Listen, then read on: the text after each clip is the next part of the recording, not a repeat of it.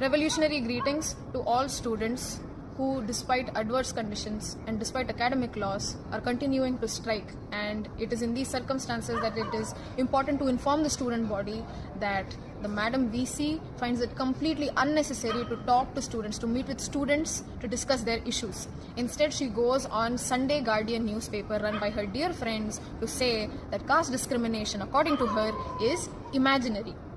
She accuses people of reserved categories of creating imaginary enemies, and I quote, of playing the victim card as first done by the black people and now by Dalit people. She says that the UGC equity regulations are unequitable because it gives one section of the population powers at the cost of another. By this logic, we ask the first woman Vice Chancellor of JNU that we ask her if she thinks that the POSH Act, which is the Prevention, Prohibition and Redressal Act against sexual harassment of women in the workplace, if she thinks that the POSH Act gives women more powers at the cost of other sections of the population. If for years you have been systematically excluded from, pushed out of, harassed, physically attacked and pushed to commit suicide, when the educational institution that you're a part of, the workplace that you're a part of, and even the police fail to take your complaint seriously, if under these circumstances there comes some regulations that give you the basic ability to defend yourself, then these are protections against exploitation, against murder, and against loot of resources. We understand clearly that the VC does not know the difference between powers and protections. Further, she says that there were no demands for UGC equity regulations in non-Hindi speaking states.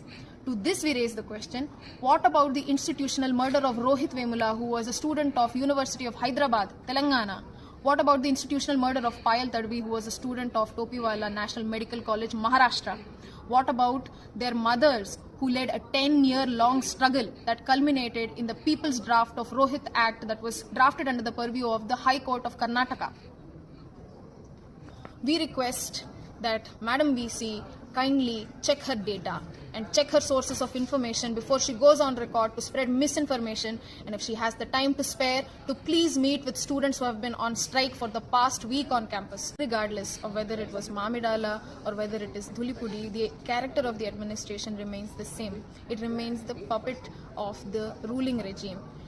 And the only solution, the only answer to this sexist, casteist, anti-student and racist even administration should be united resistance from the student body.